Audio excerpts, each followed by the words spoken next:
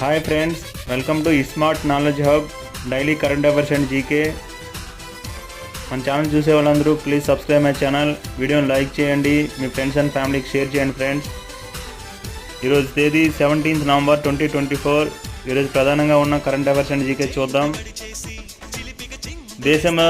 దేశంలో తొలి మహిళా బస్ డిపోను ఢిల్లీలో సరోజినీ నగర్లో ఆ రాష్ట్ర రవాణా శాఖ మంత్రి కైలాస్ గెహ్లాట్ 16 నవంబర్ 2024 ప్రారంభించారు.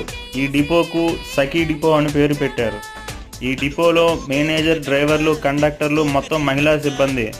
దీనికోసం మొత్తం 225 మందిని కేటాయించారు. ఇందులో 89 మంది డ్రైవర్లు, 134 మంది కండక్టర్లు ఉన్నారు.